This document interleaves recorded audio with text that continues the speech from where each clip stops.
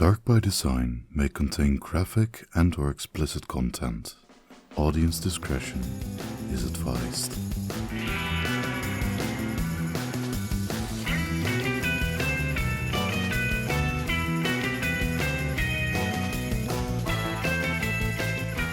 Oh, it doesn't count us down. Oh, hello, everyone. Oh no, there is no countdown. I don't know how time. I don't know what this timer is working with, but hi. It's just recording, I guess. I'll take it. All right. Well, hello, everyone. Hopefully this works.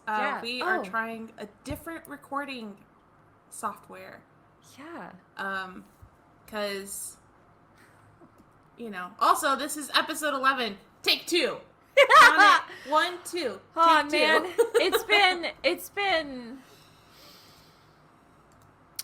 it's been a very interesting recording session with this particular episode. Is it cursed? I'm not there saying it's cursed yet, because we've only had one mishap, but who knows? I'm fully convinced it's cursed. You know what? After having to try to set up the new recording and just troubleshooting that was pretty fun. That's been a blast. And in case if you're wondering, if you have a VPN, that'll mess up some login issues with like websites. Pop-ups. Yeah. So, we got to do the intro. Okay. Anyway. Woo. Hi. How are you? And hello and welcome. I'm Rachel. And I'm Bev. And you're listening to Dark by Design, the podcast where two creative gals share stories of the macabre to then pick them apart before the nightmares start. Thank you so much for joining us today for take 2 of the Freemason recording. You didn't hear the first one because, oh my god, it wasn't good. Audio-wise. It was not good. You probably would have unsubscribed and stopped listening had we put that out. Because I 100% would have unsubscribed and stopped listening if I had heard that on a different podcast. Because, oh my god, the audio was horrendous. I messed with that audio for hours. Like, I took it into Adobe Audition, I think it's called. Whoa, yeah, you're pulling the big guns out. Where you can, like, mess with the audio levels and shit like that. Like, I did the noise reduction. I did the reverb reduction, whatever. I'm not musically inclined. I don't know the... Yeah, but basically, like, all the reductions and fixes. And it turned a 125 megabyte file into a 5 gigabyte file because of all of the edits it did to it. And it still sounded bad. Granted, it did go, like, the what's it called? The audio wavelengths. Mm-hmm. It went from being just one solid bar to actually having like the ups and downs. Yeah. Peaks in your voice. Wow. That's really impressive. We record different episodes. So like Bev does odd, I do even episodes.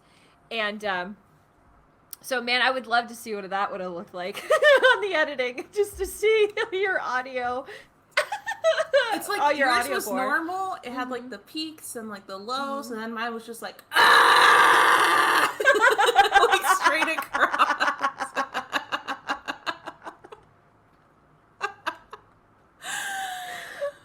Man, yeah. I didn't see like the production value of it, but she did send me a sample of it, and I immediately clicked out. Like, I listened to like a second of it, and it was just her just saying hello and screaming into my ear. It was just hello. Pretty much. Grainy. Honestly, it did ping my my eardrum. I was like, oh, okay, nope. Took my headphones off, and I immediately was like, I have to formulate a very nice way of saying this is unusable. Yeah. Twas fun. Crying. Yeah. Oh, speaking of having fun and crying, let me tell you about how my weekend went. It was very fun. It was quite fun. I would like to start this off, but just a little disclaimer telling you guys about myself a little bit. I'm an introvert, and then this past week, I've been suffering from, like, depression and anxiety. Just, like normal, like, life experiences that you get with it. Like, nothing bad. But, like, just stupid shit. It's the end of summer. I don't know, life is, c'est la vie and all that other bullshit. Yeah. But, almost fall. It's almost fall. It's almost fall, y'all. And I'm so excited. I already seen the pumpkin products start to be, like, put out on shelves. I'm very excited for that. I'm sorry. I'll let you finish. Sure. Just remind me. Michael's, got it. Will do. Let me write it down because I'll forget. But I ended up going to I'm a bridesmaid in my cousin's wedding. And so I'm also up by 5. I'm also an old woman. So I'm up by 5 o'clock in the morning. I was helping with my brides as a bridesmaid in the bridal party at the bridal shower. And then I was drinking like mimosas and just other cocktails starting at 1. And then later on that night, I also had a 21st birthday to attend. And it was, oh, thank God I wasn't the only other, like, female there that was, like, trying to give her, like, the hype, because I could not. I came in so excited because I was, like, pre-gaming, like, the entire day, and I was so ready to go. But, man, as soon as 9:30 hit, which is my bedtime because I'm an old woman, I was so tired.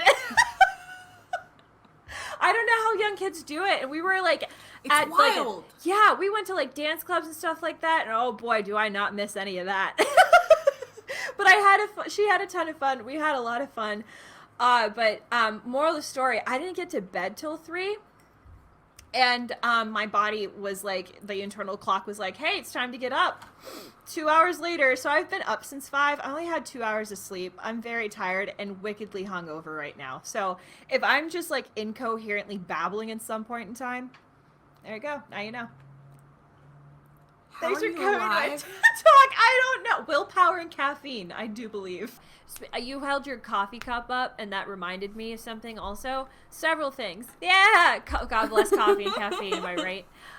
Let's see. First off, at the bridal shower, my cousin got 3 different coffee makers. One for her home, one for her office, and then the other one is an iced coffee maker, so she's going to keep that one at home. Yeah. An iced coffee maker? Yeah, girl. I want that. Right? I know. I'm like, oh, if that works, I kind of really want it. And this girl loves coffee, man, as you can tell. So I thought that was hilarious. And I think a perfect tie-in to our story, too, was that the topic of today's episode, which we'll get into after Bev's Michael story, is that all this was held at a Freemasons place. Yeah, it was like a place where a Freemasons meeting hall. That is so cool. You can just rent those out? Yeah, they're like open for the public. Yeah. Which is really interesting. I want to be a Freemason so bad. Yeah, same. And I walked in and they had the symbols. It was really cool. They had like these like hand stitched symbols that I don't know if the people, like the members there made them or whatever. They do have symbols. Yeah, and it was like the little compass looking thing with the G. Yeah. And or the whatever, you know what I'm talking about. That roller thing. Yeah, for the ankles. We'll put a picture protractor. Up here. It's I think protract? I don't know. Regardless. Like the half circle? Or is it the angle thing where you have the pen? Yes. And then you like get the round circle with it. Yeah. I think that's a protractor. Okay, yes, it's one of those. Or maybe a compass. I think it's called a compass. I don't know. God, it's been a while. You make circles Math. with it. Yeah. And it was really cool, and I saw those on the wall, and I was like, wow, that looks oddly familiar. And then I met the owner or whatever. Yeah. And then he had mentioned that they had, there was like, people were making threatening phone calls to like the place. And the Freemasons? Yeah, to the Freemasons. And when we walked in, one of their doors was like vandalized. Like someone had like thrown a rock into it and cracked it. And after he was telling me this, and I was just like putting together the pieces, and I was like, it was like, you know that one meme with the lady with like all like the symbols that are crossing her face? Yeah, and she's like very puzzled. Yeah. Yeah, I was slowly putting together the pieces, and I was like, wait, where am I?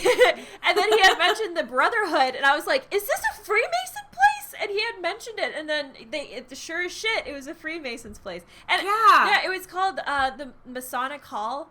Yeah! And I was like, oh my God, why did I not put it together? That is so freaking cool. Yeah, so I was just like, wow, I'm glad we had to like re-record this, because now I get to like say like, oh man, I met a Freemason. They're actually very cool and very chill. And they also have a list of rules. They're like, and it's so sweet. It's very sweet and like an older gentleman, like an older generation way. But it said like, your wives aren't here and your mothers aren't here either, and they taught you better. So make sure you clean up before you leave. And then they had a checklist. Absolutely. Oh my god, women are not there to clean up for you. Yeah, and they had that there. Oh, I thought that was just so sweet and wonderful to see. And I was like, man, that really gave me faith in the older generation. Granted, they're like Freemasons and people don't like them, maybe. Yeah. And there's like a stigma against it. But they should. Yeah, but they're a really amazing organization. We already know about it because, of course, we already recorded this and we'll get into it. But, man, there's just such a wonderful, like, a cool organization that just had, like, a lot of bullshit thrown against them because of, like, political shit in the past. Man, we'll get into it. We will get into it. It's freaking wild. Yeah, dude. But sorry, man, I feel bad for them. Yeah, and it was like a really like weird like Nancy Drew. Let me put together the pieces in real life type of story. Yeah, it was those really fun. books. Chef's also, kiss. I still play those games. Yeah, they're so outdated, but they're so great. They're so great. Like I have like a soft spot in my heart for like puzzle games. They're so cheesy, but they're so much fun. And like the hidden puzzle stuff. Yeah. I'll admit it. I'm brave enough to admit it. Could you admit to us what your Michael story was?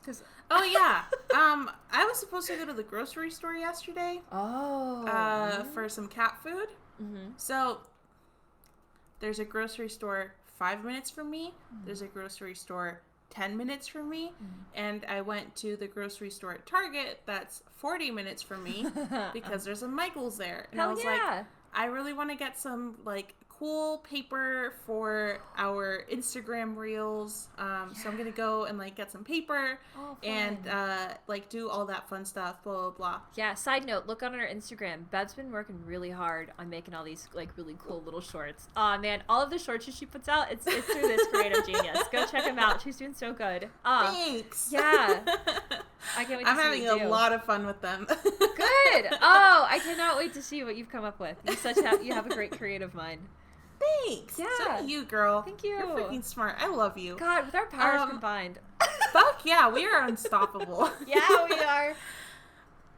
So I walked into Michael's just with my blinders on because I'm like, I will not get distracted. I'm going for paper. I will only spend $10 today. Absolutely. So I'm walking, and they moved all of the Halloween decorations to the front of the store, and I peeked once. Have you seen Parks and Rec? No. I've seen the first episode. I know, I'm getting there. I have a lot to watch. Like, you have no idea. Oh, man. But sorry, where were you with you were at Markle's, you had your blinders on, and they moved the Halloween up front. So the reason I brought up Parks and Rec was because... wow. We put a lot of pins in it. It's because Ron Swanson has a crotch blinder. So it's like a machine that he puts on his head that has blinders like on all sides so he doesn't see his ex-wife's crotch. That's all I'm going to say about that's all I'm going to say about that show for right now because I really want you to experience that episode. Can I go to the bathroom? Yeah. No problem. Womanly issues.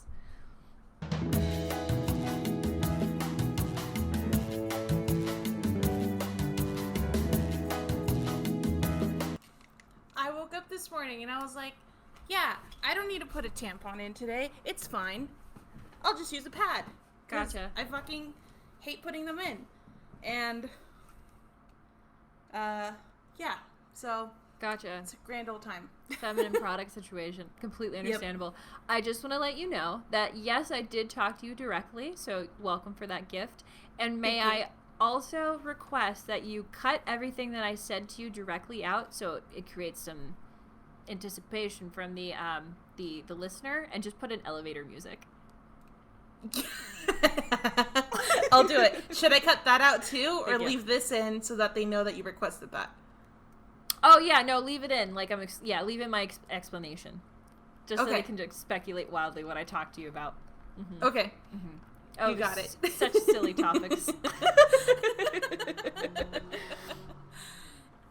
Oh, sorry. Okay, so Michael's, I walked in, I had my crotch blinders on, I did not want to look at the Halloween decorations. I peeked, and then I, like, beelined over to the Halloween decorations, and I was like, oh, these are so nice. They had a Coraline cat little decoration box. It was like a little box that was pinstriped. It had a cat with, like, the big blue eyes, like Coraline style. It had the 3 balls from, like, Babinski's, the amazing Babinski's, like, mouse circus. And then it had, like, the colors of the portal into the other realm.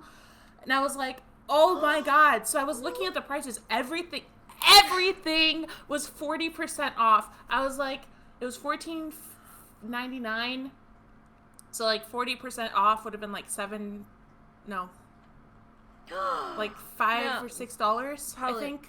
$8. Yeah. $8? Yeah. It would be like $8 or $9. Yeah. I don't know. Something. I'm gonna, something like that. There. Yeah. I don't know math. And I was like, oh my god. And we're saving so much money right now because, like, we're about to go to Denmark and we need money for our trip. For sure. So I was like, fuck. I really want this. So I called Jacob and I was like, so I did a thing. He's like, what did you do? I was like, you know how I was supposed to go to the grocery store? He's like, yeah. I was like, I stopped at Michael's. He's like, please leave Michael's. Please leave Michael's right now. Like, we're trying to save money. I was like, yeah, but, like, they have the Halloween decorations. Like, can I get one thing? He's like, no, Beverly. For $8. Michael's. It's like $8. It's like $8. Yeah. It's only $8. Yeah. It's not like I'm going to get multiple decorations at once. I'm going to get one, like, every other day. Like, it's not a big deal. Yeah. Oh, man, yeah. Yeah, so he's like, no, leave Michael's. And then I was just really sad. I got my paper and I left. And I was like, I really want that Coraline cat. But now I'm just going to make my own. I mean, I have clay. So I might as well just try it, I guess. I'll make like a little Coraline cat statue because that's my favorite cat of all time. Oh my god. Aside from the cat in Hocus Pocus. I like that cat too. Oh, yeah. But, fuck, what was his name? He was such a pretentious Sam? prick. No. Binks. Is it Benjamin Binks? Something I think Binks? that's it. Yeah, it was Binks. Yeah. Man, he was hot. I cried when the cat died because I felt really bad, but then he was also really cute, so I wanted to see the human again. There was a lot of mixed emotions as a child at the end of that video. Absolutely. So many mixed emotions. Yeah. I loved it. No, dude, that'd be so cool. Yeah, no, make your own little clay thing. I'd love to see it. Yeah. The people would love to see it. Yeah, get involved with your sculpting. Fuck yeah. I'll show you guys next time. Yeah. But yeah, Halloween decorations up at Michael's now. Don't go if you're on a budget. Yeah, so I think that's aside from having to record this twice because apparently this episode is cursed. That's okay. I think that's all the banter I had. Did Beautiful. you have anything else? No, that's pretty much it. You might have to cut some of that for the extended because we bantered a bit. You're welcome. Yeah. Wow. Yeah. We had many things that occurred this week. But yeah, anyway, more of the story. Today's topic is Freemasons. And if you would like to learn more information or find photos, videos, and our show notes on today's topic, you can check out our website at www.darkbydesignpodcast.com. Or follow us on Instagram, Twitch, and TikTok at darkbydesign_podcast, which are also all linked in the description of the episode to help you guys out. And you can also find us individually on the socials. Beverly, she is on Instagram and sometimes Twitch and YouTube at Beverlocks with 2 S's. And I'm Miss Quirk with 2 Ks, and I stream on Twitch. I'm on Instagram and YouTube also. So you can come check us out and find us all on various platforms if you would like. So there are so many ways to support the show, and us as content creators individually. The number one way is telling your family and friends about us, because word of mouth will really help the show grow, and it'll give us more opportunities to make fun things for you in the future. Think of it like a pyramid scheme. You tell a couple of people, one of those people decides to join our little coven. Yeah, it's like a fun pyramid scheme, by the way. Yeah. Just quick side note. Go ahead. Yeah, we want to extort you for money. We won't gaslight you into staying. That's true. It's just if you want extra content and really cool stuff that we're like really cool design stuff, that's all we're doing. Yeah, that's all we're doing. We're just trying to have fun, and we want you to have fun with us. Absolutely. Absolutely. If you'd like to support us to have more fun, that would be great and greatly appreciated. Exactly. And then another way to do it is if you're watching on YouTube, don't forget to like, comment, and subscribe. And if you're listening on other streaming platforms, like I think Spotify has a rating system now, and so does Apple Podcast. Rate us 5 stars and tell us your least favorite word. We'll read it out on the air and we'll give you a lovely compliment because you are a beautiful human. Yeah. I will tell you my least favorite word right now. What is it? Panties. I hate it. You know what? Yeah. I hate it. Yeah. We do have the classics of like moist. And a lot of people don't like that word. That is a horrible word. What word do I not like? You know, it's fun to say, but I also get grossed out afterwards. Kumquat. Like, it's fun to say, but also after you're like, gross. Kumquat. Yeah. That's my word. Yeah. Kumquat. Yeah, fun facts. Yeah, so like going back to everything, just support wise, you don't have to buy our stuff. You can just like the shit that we make. Yeah, absolutely. That's how it helps us out. We also launched a Patreon, and if you would like to sign up for a Patreon, you get a bunch of amazing goodies and extras starting at the $5 level, including a thank you sticker and a print, early access to extended episodes, and downloadable coloring pages that you'll absolutely love. All Patreon levels also have special access to our Discord channel where we can all play games and talk the night away and hang out and watch movies. Like, yay, friendship! Oh, it'd be so much fun. Yeah, movie nights are the best. And also supporting us on Patreon does help offset the cost of hosting and making the show. We record and edit our own episodes. It does mean the absolute world to us, and we would love just to hang out with you and chit-chat. And, it'd be quite fun. Oh, I can't wait to have movie nights. That'd be lots of fun. It's going to be awesome. Yeah. Anyway, without further ado, after the longest bantering intro ever, you're so very welcome. We've been so, just doing many things. Imagine we weren't recording right now. I would cry. I would cry too. I had to hover over it. I was like, okay, it says stop recording, so we are recording.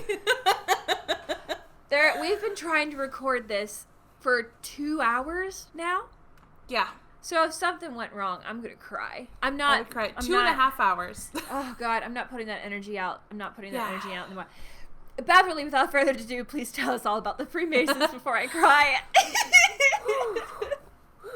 All right, guys. So, Freemasonry is, according to the Britannica Encyclopedia, the practices and teachings of the men-only fraternal order of free and accepted Masons. To this day, this is the largest global secret society. There's still speculation regarding where, when, and why exactly the Masonic Fraternity was formed. However, most Masonic scholars agree that it was likely formed in the Middle Ages by the Stonemasons Guild. Wow. I can't believe it's really that old. I know. I've said this before, and I'll say it again. I absolutely cannot believe the United States is only like 200 years old. 300? Yeah, 250. 1596? I don't know. Yeah. It's a couple hundred years old. 1776. But the wild thing is, ancient Mesopotamian societies existed in like the 2500 BCs? Yeah. I'm like, the world's so much older. So crazy to me. I'm like... Yeah. For all of our international listeners out there, especially in Europe, when we hear, like, our oldest building here is maybe, like, 300, 400 years old. Yeah. That's considered historic. Yeah, that's historic on our end. We talk with a few of our, like, European friends, and they're like, oh, 400 years? That's cute. That's, like, you are, like, have barely aged. Like, you're almost a teenager. Yeah. Yeah. Like, Stoke's like, yeah. Stoke is the wonderful human that voices our advisory warning. Yeah. But I think we were talking, and he said... Because we were talking about that one house.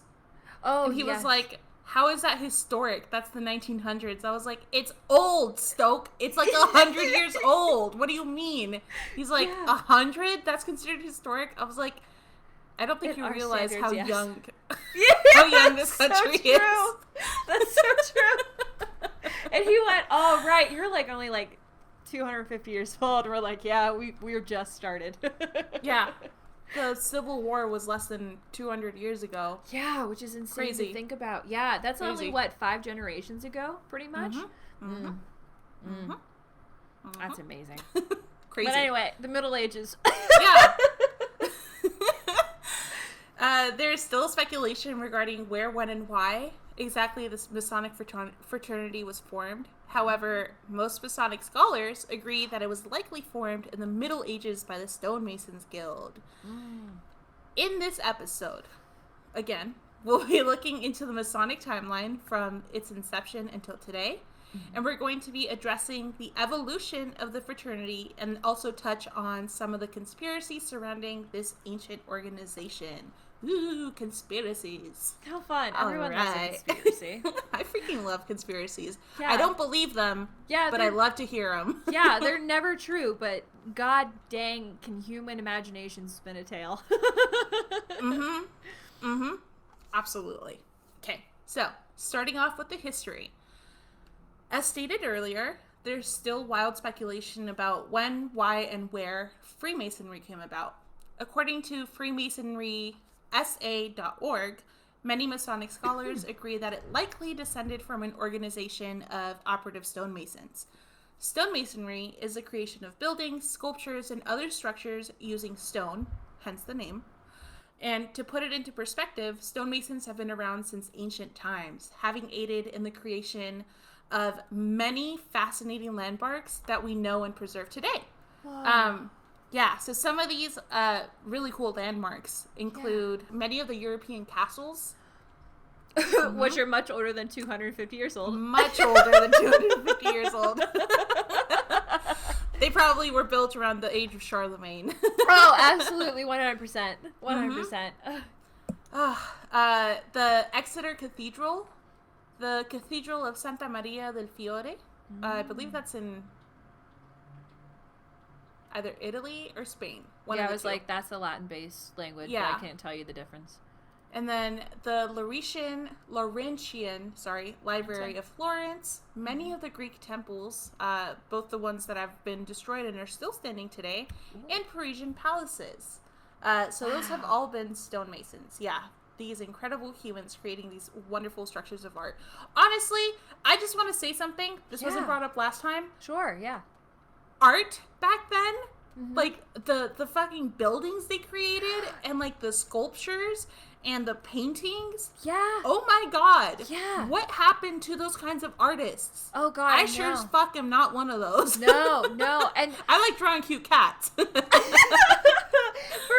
Or it's just like to become an artist and like, you know, like you had to like mix your own paint and you had to, you know, and like man, just to build a canvas was like you had to do it from scratch all the time. Oh man, it's like we take so much like for like modern day amenities. Thank you. I was like, help me. Amenities for granted all the time. But it's just amazing. And they did all this like beautiful, especially the sculpting by hand. Yeah. Crazy. Oh my god. With a fucking chisel and a hammer. Yeah. And some of that shit's still standing today. That's like absolutely insane. That one, they built it to last, and then two, that those wonderful human beings throughout the years decided to preserve it. Because let's be real, it takes a community. It takes a community to preserve that stuff. It does. It really does. They have played major roles. I was trying to think of the right word for this, but they have played major roles in history. Because without them, like, we wouldn't have, like, all of these castles would be built with wood. True. And then they could easily be burnt down. But, yeah, so now that we have the explanation of stonemasonry out of the way, we're going to dive into when, why, how, and where Freemasonry came to exist. Oh, how exciting. So, starting with the when and where, it is believed that the rise of stonemasonry came about in the Middle Ages. Yes. So, you're probably asking yourself, what are the Middle Ages? And you don't have to lie. I know you're asking because I was also asking 3 weeks ago when I wrote this. I was also asking 2 weeks ago when we recorded this. And I am also asking myself now because I completely forgot. So I'm going to reteach myself what the Middle Ages are.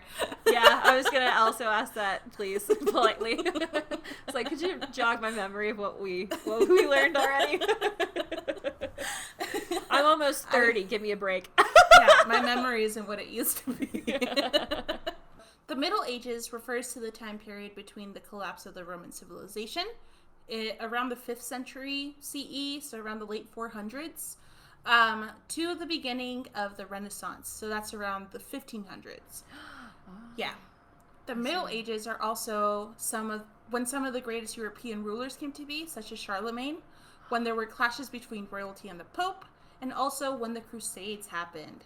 So, Charlemagne and the Crusades are both very interesting and will probably end up being topics for another day. Yeah. However, they come into play because Charlemagne was one of the first rulers to try and unite all of Europe and get everyone under one religion and wage war against those that didn't adhere. And by those that didn't adhere, I mean the Saxons, who believed in all sorts of deities. So they had some of the same deities as Vikings, for example. Oh, fun. Okay. Yeah, so they believed in like their own version of like Odin, Loki. They all had like similar but different like name structures. It's really cool. But yeah, he obliterated those people. Oh, fuck. Yeah, so I will fully admit I was adjusting my headphones, so I took them out and I didn't hear a little bit of your explanation. And so when I came back, you were like, yeah, he just obliterated them. I came back when you were like, hey, remember those gods? Yeah, he's the one that ended them. That's when I came back. That's him. That is Charlemagne. I got really excited because I love talking about mythology, but then the carpet was quickly pulled from underneath my feet. And you're like, oh, shit. Yeah. Dang. Aw, damn Charlemagne. Yeah, he's the worst. He is the worst. Yeah, so aside from Charlemagne, the Crusades also played a major role here because the church reform that ultimately ended up rectifying more churches and creating new religious orders. So we can thank the Crusades for that. Thank you, Crusades. Thank you, Crusades. We wish you never did that. Yep. But you suck. You would have saved a lot of time, money, and lives. You just didn't suck so hard. Anyway. Absolutely. As you are. The Regis poem is believed to be the oldest century that makes reference to Masons and Freemasonry. So again, this poem was printed in the late 14th century, so around 1390. However, it is not the original, but rather a copy of an even earlier work that does not exist to this day. Wow. See, we don't know how long. Oh, and that could have also been an oral tradition for years before it was written down. Exactly. So it can go back so far. Yeah. Oh, dude. I didn't make that connection in the first recording. Yeah. So. Oh, I have goosebumps. Continue. Yeah, it could probably be like an oral tradition that was passed down, or maybe even I don't know. Maybe there was like a rivaling stonemasons guild that like wanted the intel onto why they were succeeding, and they just burned all their documents so that, you know, they wouldn't have competition. I would do that if I was a leader. For sure. I am very competitive. This is why I choose you on my team. I don't know if you want me on your team, because remember, I will trip you if it means that's true. that I save myself. Everyone has pros and cons. Everyone has their vices. So like for you, you're like, if going gets rough, you're out. I get that. But like I'm also like, I feel like I have good ideas, but I also just smoke a lot of weed and I don't do a lot of things. Like I need that action. So you're the action. You know what I mean? You're the fire between the two of us, and I'm like the emotional water that just thinks of things and speculates wildly. Yeah, exactly. There. All right, so the earlier work does not exist to this day. According to Durand Lodge, the Masonic organization in New Jersey, this poem sets forth 15 articles and 15 points that give Masonic members instructions on proper behavior conduct, and manners that they should have in the workplace, the church, and with their employees. Oh, I love that. Yeah. The last part is interesting, manners with their employees. In looking into the history of stonemasonry, I believe this is because of the hierarchy that initially evolved within the stonemason trade. So according to oldstoneworks.com, quote-unquote, apprentices were indentured to their masters, working to pay off their training. Journeymen were more skilled and got their name because they would journey along with their masters to work on projects. And then master masons... Oh, that was like the step up, like an intermediate level, became a journeyman. Yeah. Okay, very cool. Yeah. And then master masons were freemen with the high skill level. So the apprentice, journeyman, and master, that's still in effect today in trade jobs. Yeah. So like electricians, construction workers, carpenters, etc., plumbers. Aww. Yeah, so that's still in effect, except you're not indentured. That's fair. That is fair. You're like more of a free person now. Yeah, exactly. It's kind of an old social habit, from centuries ago.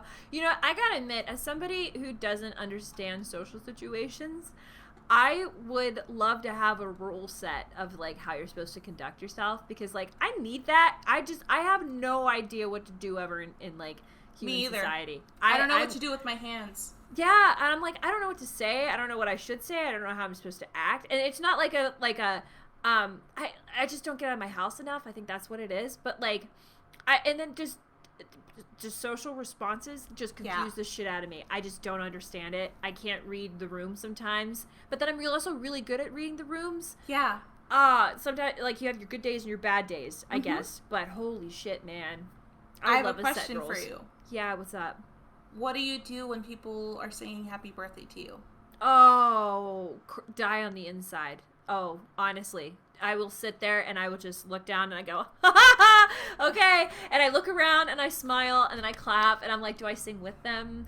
And then I like sometimes like I'll like conduct them or whatever, like an orchestra. But like oh man, especially when I was younger and I was shy and I worked from this one office that would, they had like certain different wings, and each wing, if they found out it was your birthday, they would like come over with cupcakes and sing. Oh, that killed me on the inside. That just drove a cold knife through my heart. And I was like, please no, it's my birthday. Don't do this to me. Yeah. All I want for my birthday is some peace and quiet, please. Yeah. And thank you. Yeah. And I was like, hey, I even said it. I was like, guys, I really appreciate this, but for next year, just individually come up and say happy birthday. Please don't do this. I don't like being sung happy birthday. Yeah. It's like, it's embarrassing, I guess. Like, I don't know what to do. Like, I sit there. Here's the thing about me. Mm-hmm. I cry at the drop of a dime. Like, oh my God, same. I am so easy to cry if I'm happy, if I'm sad, if I'm angry. It's so bad to have an argument with me because I'll just start crying. But yes! Oh, God, that's why I left law. I didn't want to become an attorney because I couldn't argue without crying. Continue. Yep. I was studying for the LSAT at one point, and I had to like take a step back and like really think about it objectively, and I was like, I know for a fucking fact I will cry in court, so I am not going to be a lawyer. Yeah. Oh, yeah. God bless you. And you were like, hey, I really figured that out by myself. I'm the most stubborn son of a bitch you'd ever meet in your life. First off, had that realization. And two, went, well, I've worn a lot of hats in my life. I could make this work, because I also wanted to prosecute criminal cases. Yeah. So I'm like, oh, if I'm like doing like the final pitch to the jury, like I can put on a performance. I'm like a repressed theater kid. I fucking got this. Yeah. So like I just gave myself a boost of like unplaced, I don't know, misplaced confidence happened. Yeah. Oh man, that was the worst thing. I didn't actually take the LSAT. At the end of the day, I didn't do it anyway, but man, god damn it, was I gung-ho. Did I cheer myself up real well? You're like, you are your best hype person. You're like, I can fucking do anything I put my mind to. Hell yeah. Like, have you seen Lizzie McGuire? Oh, I haven't. Oh no, but that's something I should react to. I've never watched any Disney show stuff. Yeah, I know. I'm like real far behind. I'm telling you. Would you like to be a special guest on my channel? Absolutely. And then we can market the podcast. Yeah. Absolutely. Mm-hmm. Oh my God. Yeah, I'm telling you, like, I haven't seen shit. I've seen the Lizzie McGuire movie. Was the foundation of my childhood. Oh no! Oh, that would be the first series I react to. Good.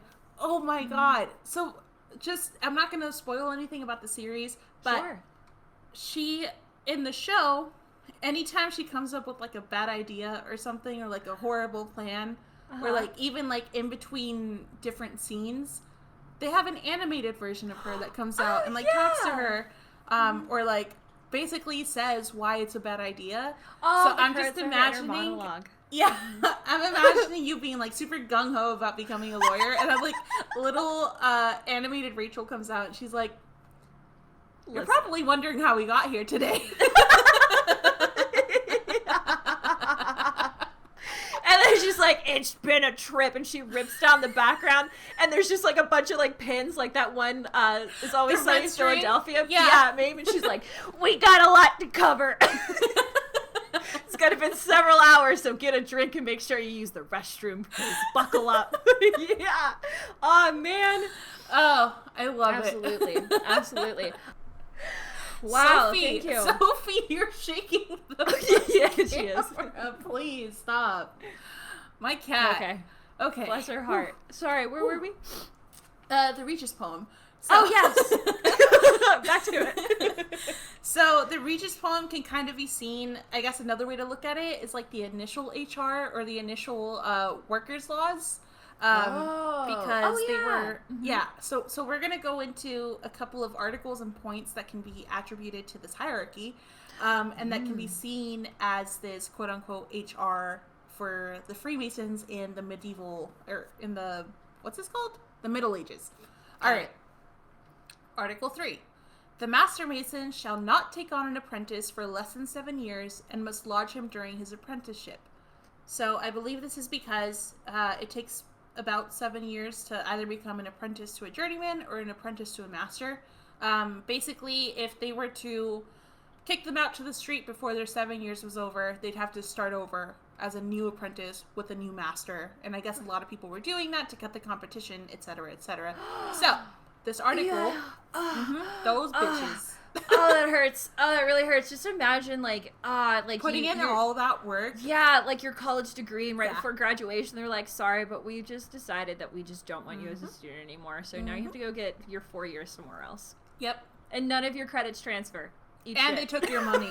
And you still have a fucking deal with the devil with Sally Mays. Let's not talk about Sally Mae. I hate that bitch. I hate that bitch too. God. Sucks. Making my life a living hell. Oh, amen. If you'd like to support the show.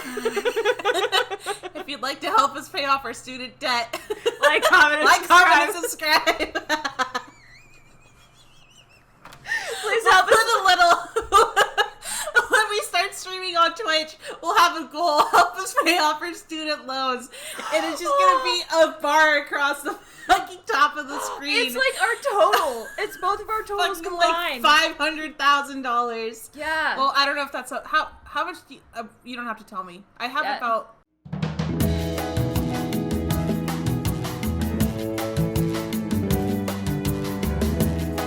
Please don't put any numbers in. No, I'm not putting any numbers in. I'm going to cut this out. Elevator music here. So that's how much we have in student loans. All right. So,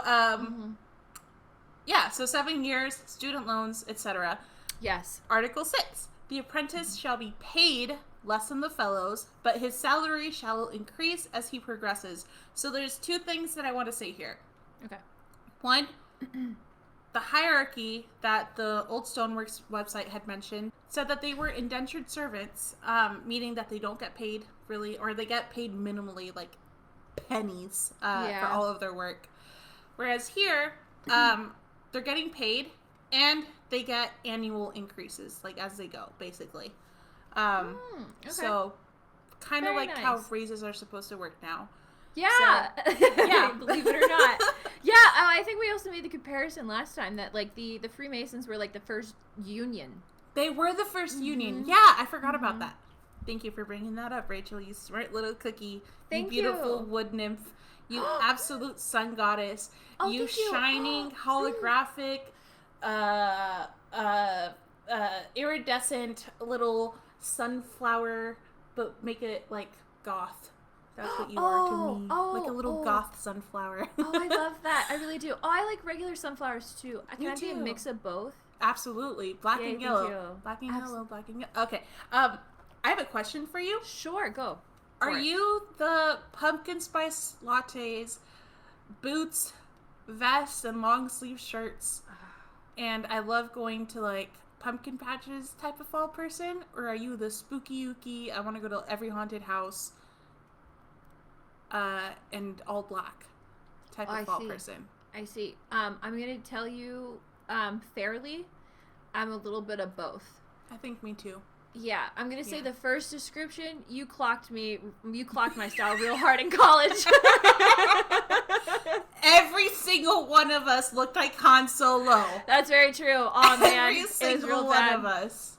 It was hilarious at one point in time. And then I ended up switching to our sorority lettered quarter zips. That was really fun. I want to bring those back. They were really comfy. Mm-hmm. Quarter zips and leggings. That's what I did.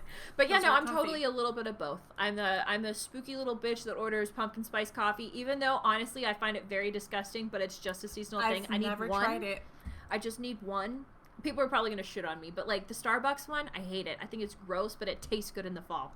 Someone said that the coffee bean one is really good. I've never had a pumpkin spice latte.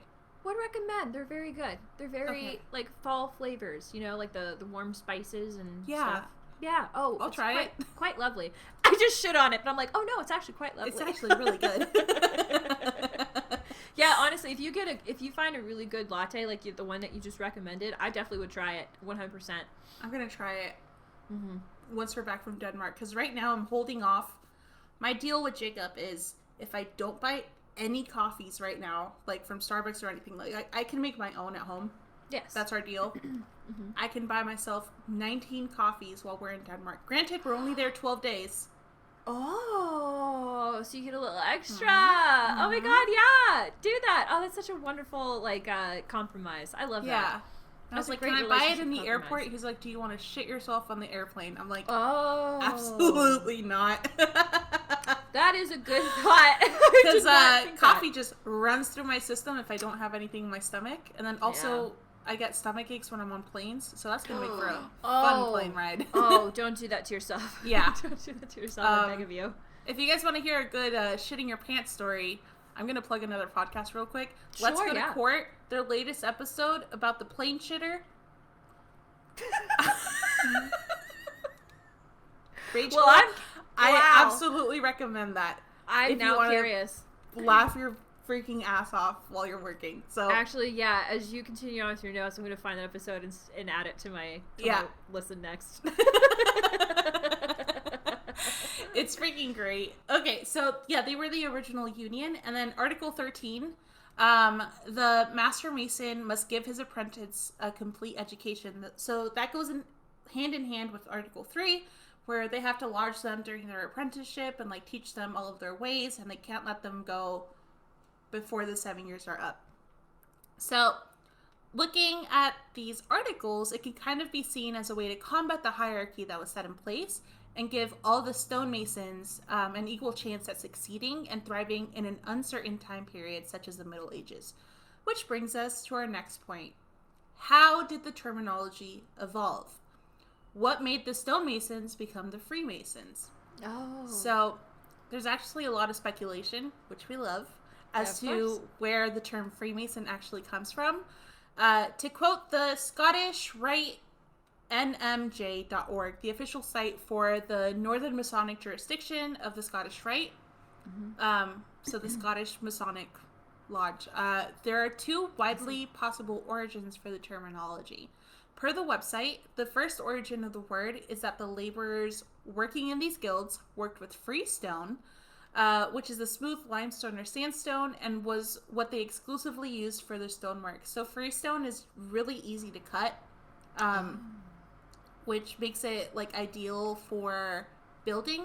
I don't know if it would be ideal for actually keeping the buildings intact, but I'm also not a stonemason, so I don't know. I was just like, what's like, is it just like, because it's easy to make like a straight line across, like just cutting the stone is really easy based on like the crystalline structure of the makeup of the stone, or is it like it just breaks apart easy? I hope it's the former. I'm gonna assume it is, since there's a lot of buildings still standing in Europe. Yep. They knew what they were doing. I think we solved the mystery. Them. We've cracked the case. Okay, continue. Sherlock and what's his name? Watson, yeah. Watson. Yeah. Woo. I almost said Holmes. Sherlock and Holmes. That's us. That is us, Sherlock and Holmes. Yeah. We are one and the same. Okay. Absolutely. So in this instance, the terminology was derived solely from the type of stone that they worked with. The second possible origin of the name is that, quote, Masons are free men, not enslaved or indentured, with free will, or the right to set their own course and path in life, end quote. This origin can, again, tie back to the hierarchy that was formed within the stonecrafting guilds. Because indentured versus being paid and actually progressing up and being given a full education. Yeah. So of the two, I do think that the latter makes more sense, as Absolutely. The whole point of Freemasonry is becoming a better person, allegedly. So by joining a more secret organization like this back then, they were ensuring they are treating others with the utmost respect, regardless of where they were in life or what walk of life they came from. I see. So it's just like actually trying to make life like equality, like just making sure that everyone's on like the most even playing field, and if one of your members needs help, then you help them. Like just living in a good neighborhood. Like essentially making like a good Mr. Rogers' wet dream. Yeah, pretty much. Oh, that's the excerpt for this. The Freemasonry, Mr. Neighbor's wet dream. That's the title of the episode right there. You're welcome. You can clip that. Mr. Rogers' wet dream. Absolutely. Make sure you put that one in there. Beautiful. Dang. And that's how the magic happens, baby. We just banter. We just record twice and we come up with a better name. That is true. Oh my god, that's so true. That's how we do it. They're all super chill with each other. That's all it is. Yeah, they're just being good humans. Yeah, that's literally it. They're only just being decent human beings to other people. That's it. Exactly. That's what it is. That's all you have to do. There you go. So Turns out. It'll solve a lot of world's problems. But anyway, go ahead. World peace, baby. So that was the why, like the speculations as to why it exists or came to be. So now we'll look into how it evolved from what it was and why it started in the Middle Ages to what it is and has evolved to today. So a quick recap in case you need it, because I definitely needed it back then, and now I definitely need it now. Oh yeah, there's been a lot of bantering. Yeah. There has been a lot going on. You're welcome. Oh, if you're watching this on the extended, you're going to need this. We're like an hour and 20 minutes in? Yeah, pretty much at this point. I love it. Oh boy. Okay, so the Masonic Fraternity came to be around the Middle Ages, so that time period between the downfall of the Roman empires and the Renaissance, because of the stonemasons that were being overworked and underpaid as indentured servants. Possibly. This is not confirmed.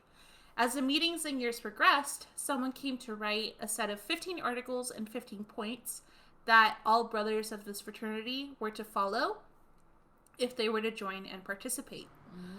This poem was dated back to 1390, however, was widely believed to be a copy of a previous set that we don't have access to today. I see. There are two origins of the Freemasons that are widely speculated to this day. The first being the etymology came to be because the stonemasons worked with freestone. So again, that malleable stone that is super easy to cut. And then the second belief is that the members were free men with free will and the right to set their own path in life. So in this section, we'll be looking into both and seeing how they could each help the society get to where they are now, as well as speculating as to whether or not they have any credence. I see. So that was the recap. Thank you, ma'am. Woo! Thank you, Miss Beverly. You're welcome. I don't know what that voice was. I don't know.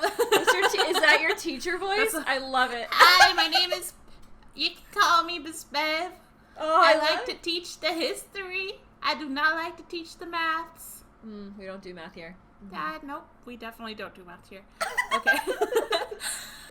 Freemasonry began with just those that were in the stonemason trade to basically become a more humane type of guild. So giving men their freedom, fair working laws, etc. For a long time, specifically up to the 18th century, members were stonemasons exclusively. Oh. So, I see. According to the Scottish Rite website, as civilization entered the 18th century, the Masonic Guild's roster grew and grew with more and more craftsmen who eventually expanded out and created local organizations called lodges. So, again, just like with everything regarding this organization, there is wild speculation behind why and how these lodges actually came to be. But many Masonic scholars believe one of the two theories. So the first is they were created to care for sick, injured, and widowed members, as well as family members. And then the second is that the lodges were built after a time period of war waged on Masons and any non-Christians, which led to many guild buildings and their permissions being lost.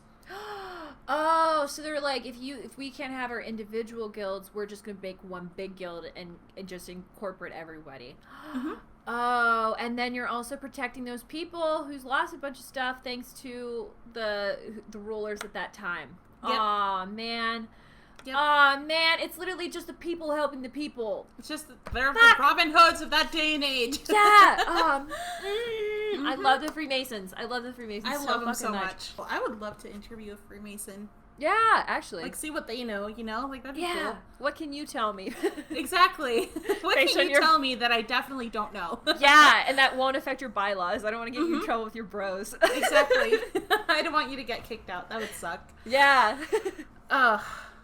Yeah, so it all happened either because, they got injured on the job or rulers back then. All right. So regardless of which reason was behind the formation of the lodges, ultimately it led to more men, both stonemasons and not, seeking membership because of the sense of community and advantages associated with the membership. So those non-stonemason members came to be known as accepted masons, meaning that they were accepted regardless of them not being actual stonemasons. And the stonemasonry practicing members became known as Freemasons. Yeah, so I love it too. From these two groups is that the official term Freemasonry came to be. Another interesting point that is brought up by the Scottish Rite website was that the Freemason lodges, quote unquote, defied societal norms of the time where class distinctions rule, end quote. So I kind of looked into this and found that in the 18th century, because there aren't multiple 18th century stuff. Yeah, it's a shame. You had me going, and I was like, what do you mean? Yeah, okay, I'm following you. In the 18th century, there were class distinctions between the lower, middle, and upper classes. So lower and middle classes were working classes, often living in small cramped quarters and rarely moving up past the class that they were born into. So these are the people living in like New York City, for example. This isn't the 18th century, but let's say in New York City in like the 19th, 20th century, where it's like 7 families living in an apartment with like 3 bedrooms. So like that you can lower and middle class families. Yeah, so that's them. And then the upper class was different in that they lived in more extravagant households meant to boast their wealth and would intermarry in order to keep the wealth between 2 families. So I know you haven't seen Bridgerton. because I think fair. I asked this last time. That's another show you should definitely react to. Absolutely. Yeah. Absolutely I will. But yep, you're correct. I have not seen it since that time period. So for those that don't know, that show is very steamy. So don't watch it around your parents. Oh. But basically they are considered the upper class. So they have like these grandiose balls and like they intermarry and they have like the matchmaking to keep like the prominent families together, etc. And they live in like these giant houses, like these giant mansions, and like they're really pretty. Wow. Yeah, no, it makes sense. And then that's why like I guess like the status is that's why you couldn't move up, because none of the wealth was distributed to anybody, because they just kept it all stays in one place. You know, it's right there in front of your face for your entire life, but sometimes it just sinks in eventually. Yep. You know? Eventually. Yeah. Ugh, it sucks. I love humanity. Yeah, very true. Oh boy. Okay. The same happened within the different social class structures, ranging from wealthy landowners to the laboring poor. All in all, this was just plain old classism. Sure. Based on this information, it is very clear to see how the Freemasons were seen as defying societal norms. Oh, absolutely. Yeah. Oh boy, yeah. Yeah. Their whole mission is just making good men better, or I guess in today's terms, making good people better, because there are some lodges where women can join. Okay. That's awesome.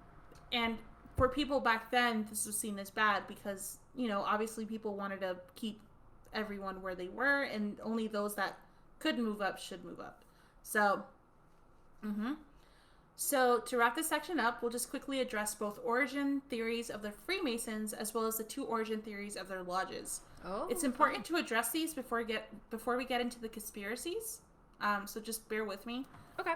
Starting off with the two Freemason origins, the stonemasons, again reiterating what we said before, the first is that the stonemasons worked with freestone, and the second is that the members were free men with free will and the right to set their own path in life. I believe that each of these have a little bit of truth behind them, at least. Oh, so, sure. Yeah, so as mentioned earlier, freestone is the limestone / sandstone of back in the day. So both are very easy stones to work with, as they are able to be cut smoothly. Again, we don't know if that means they're crumbly or not, or if it's just easy to cut them right down the middle. We're not stonemasons, but I think it might be the latter. Yeah. So this would be the reason why they would work with these exclusively. And the second reason is that the members were free men with free will. This also has some weight to it, because it appears that the reason this was established in the first place was to create some rules surrounding apprentices, journeymen, and masters in stonemasonry. Based on the articles I mentioned earlier, it also seems that they were getting rid of the hierarchy that had formed within other stonemason guilds at the time. So, yeah, so it's likely that the Masons that joined this fraternity also worked with freestone. So I think they both just kind of go hand in hand. Sure, yeah. Yeah. All right, so then on to the two origin stories of Masonic lodges. They were created to care for sick and injured members, as well as their widows and their families. There we go, sorry. Or the lodges were, and then the second reason is that the lodges were built after a period of war waged on the Masons and any non-Christians, which ultimately led to many guild buildings, which were the largest structures. And their permissions being lost. So I guess a good way to think about the distinction between the guild buildings and the Masonic lodges is think of like Mormons, how they have the churches and then they have the temples. So the temples can be viewed as the guild buildings, and then the Masonic lodges can be viewed as the individual churches associated with each guild building. I see. So like they're like the satellite branches. I see. Okay. Yeah. Gotcha. Okay. Yeah. Huh. Wow. Yeah. It's pretty cool. Yeah. So starting off with the first speculation, I find it very easy to believe that this was, in fact, the case.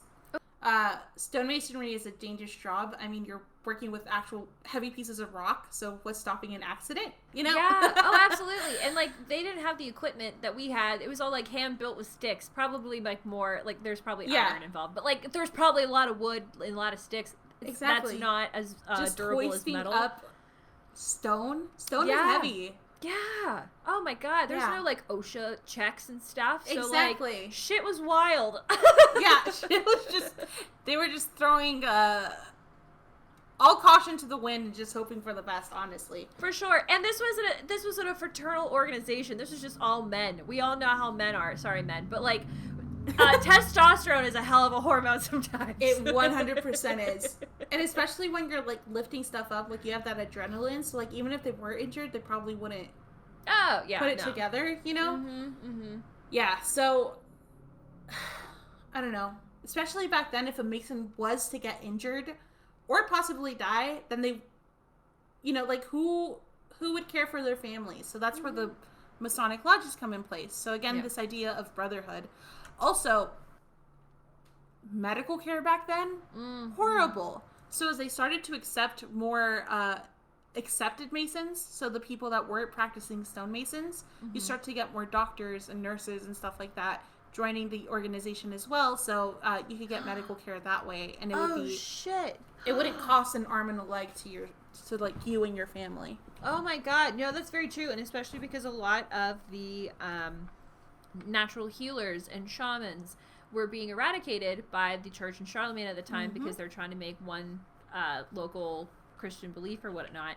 That was a perfect way for them to survive and continue to practice in a safe environment. Wow, that's really amazing. Actually, it's really cool.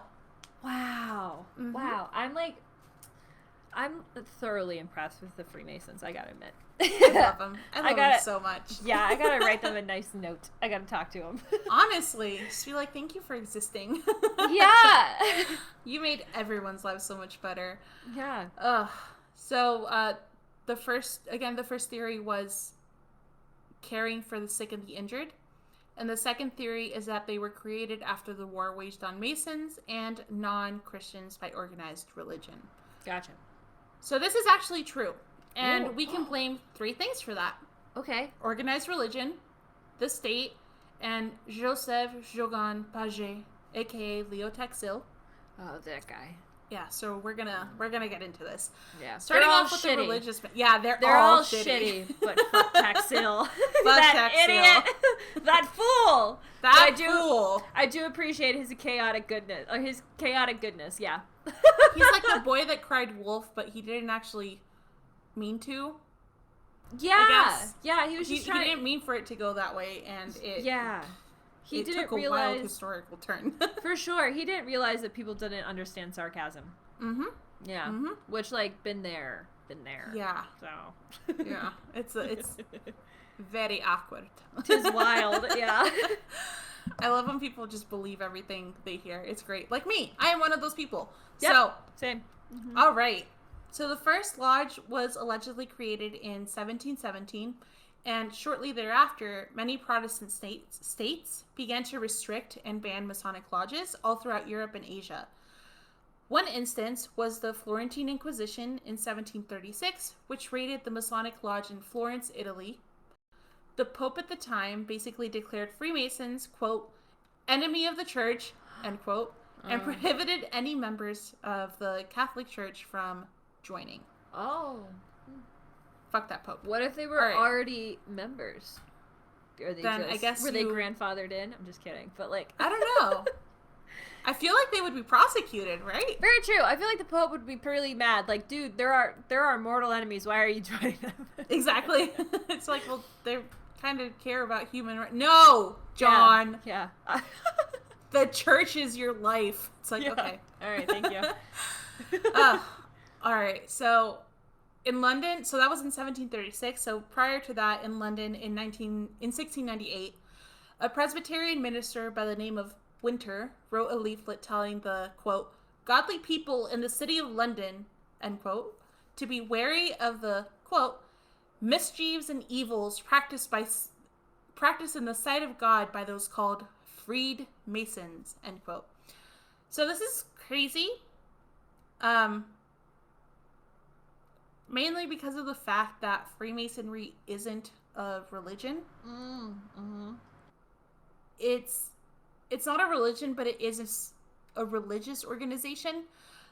So what this means for us is that the members are required to believe in a supreme being, whether it's the Christian God, Allah, Buddha, fucking, I don't know, Santa Claus in the sky. It doesn't matter. Yeah, it doesn't matter what religion you're in. And the society is rather, it should be seen as like a unifying factor between two parties that would otherwise never talk. So in order to be part of the Freemasons, you do have to believe in a higher being, at least back then.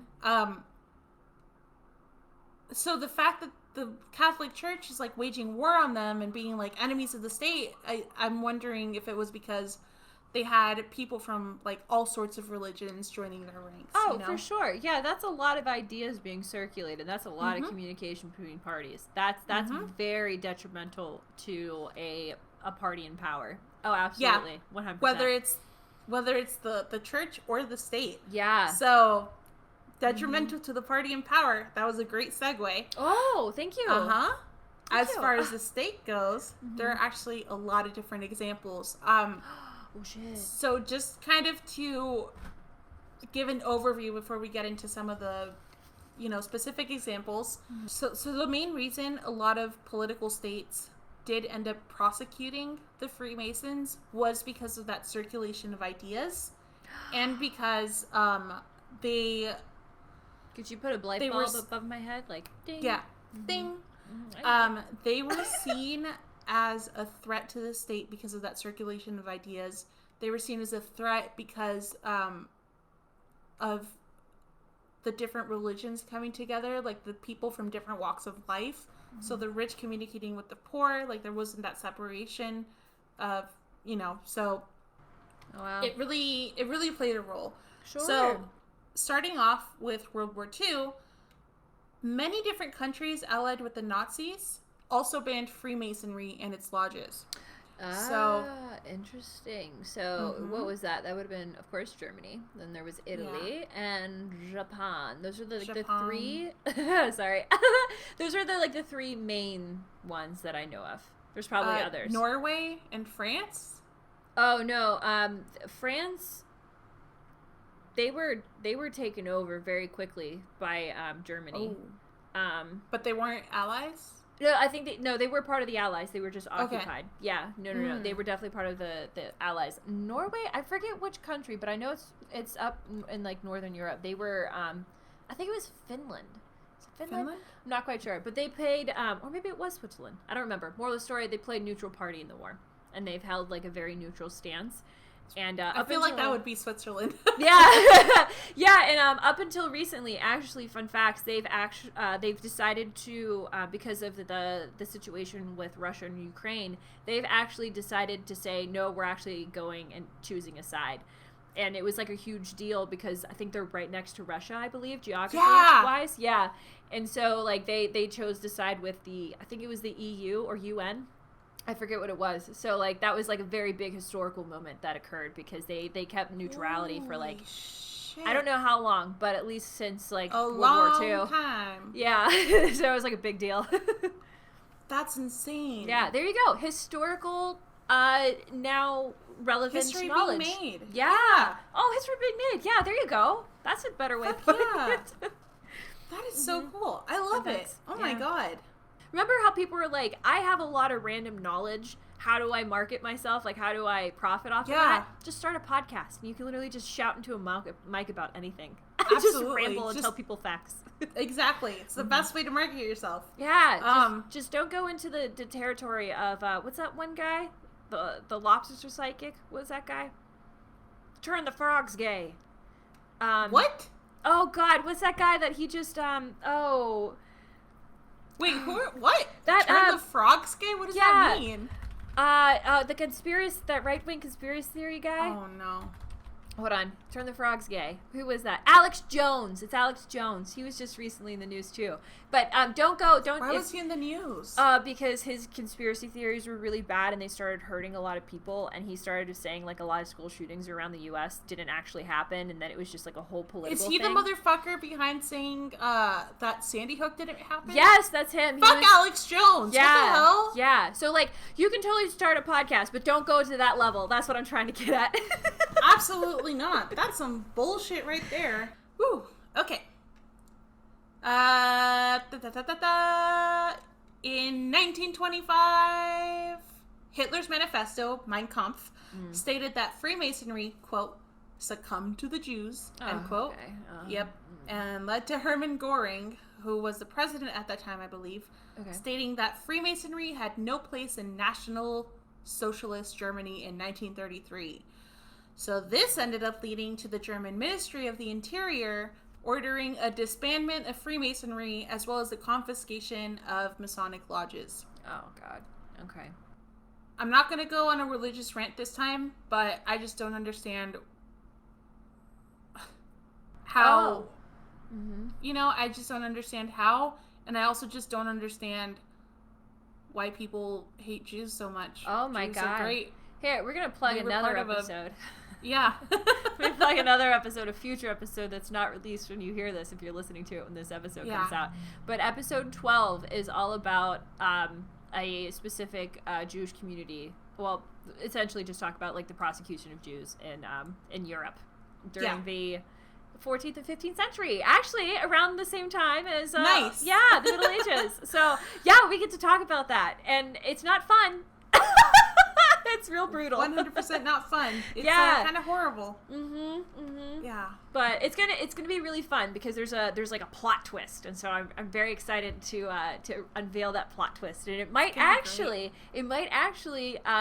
create some realizations within our viewers. So it might send shockwaves, and I hope it's good shockwaves. Oh my God! But it's gonna send shockwaves. Shockwaves. It's gonna be fun. Oh, I'm so excited. All right, so, yeah, I don't understand why people hate the Jews. I don't understand why Hitler did what he did. He fucking sucks, and I hope he rots in hell. Yeah, so, amen. Yeah. So this led to Nazi allied countries such as, I'm going to fact check myself in the future. Future Bev, fact check this. Yes. I'm pretty sure it's right, but Nazi allied countries such as Norway and France to also ban Freemasonry. Oh, I'm so sorry. I see what you're saying now. Okay. Oh, technically... I want to just fact check us. Just fact. I'm not going into it. What year was this? What year was this? Sorry. 1933.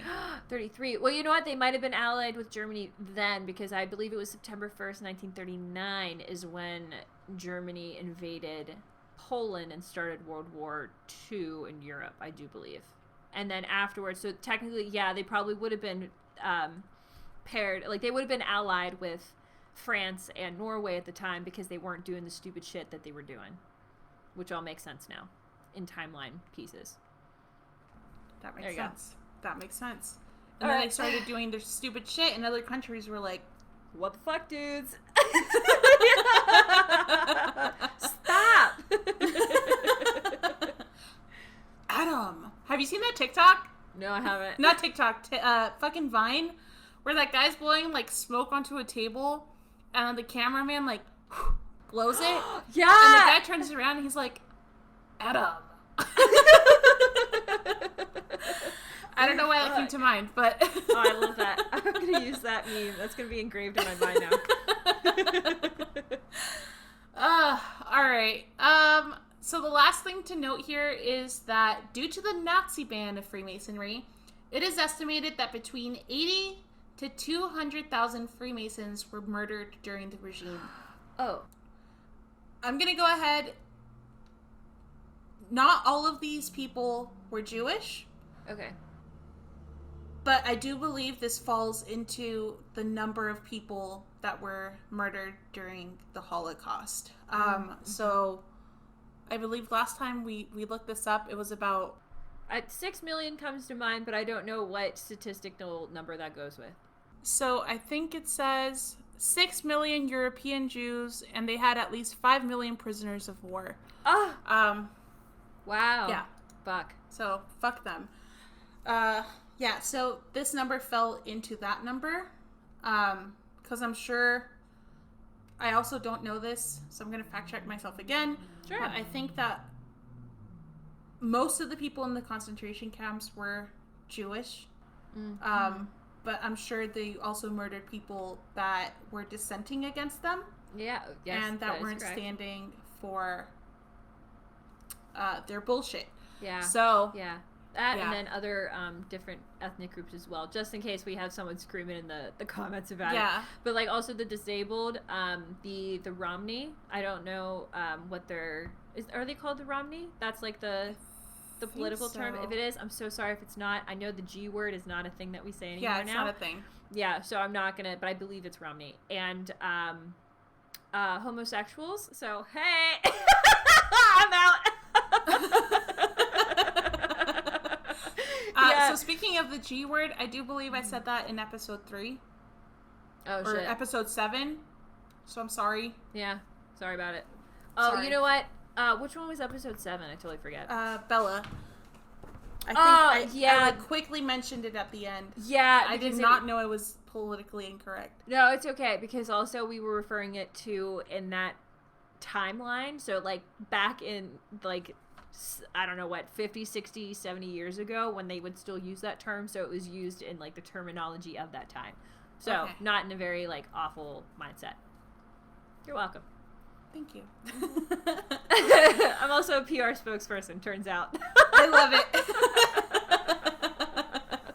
You would fix up so many political mistakes. Oh gosh. Yeah, I told you I'm trying to sell my ideas. Exactly. All right. So aside from those two huge examples, so, you know, Nazis and then the Nazi allied countries, Freemasonry has also been banned throughout history in Japan, Mexico, the USA, surprisingly, Iraq, the UK, Hungary, Spain, as well as many others. Wow. Again, this is crazy because one of the basic Freemason principles, if people actually looked into it rather than just like assuming that they're like this weird cult, is that members have to be, quote, true and loyal, end quote, to their country's government and must be obedient of any laws within that state. Damn, I forgot about that. Mm-hmm. So they're like, you listen up, motherfucker, and you follow your state's laws and regulations. Yeah, there's no anarchy. No anarchy involved. Wow. Oh, man. Yeah. So I hate people. So that's the state. So the third theory, or the third part of this theory, has to do with that motherfucker Leo Taxil, who wrote he wrote the Taxil hoax, which was supposed to be an expose of both Freemasonry and how the Catholics strongly opposed it. According to the Scottish Rite Library blog, Taxil's hoax was meant to, quote, publicly embarrass the Catholic Church by, 1, linking Freemasonry to satanic worship, and 2, aligning himself with the Catholic Church, end quote. So I guess his whole point was that by winning them over, he would then reveal that everything he wrote was just a lie, and boom, embarrassment.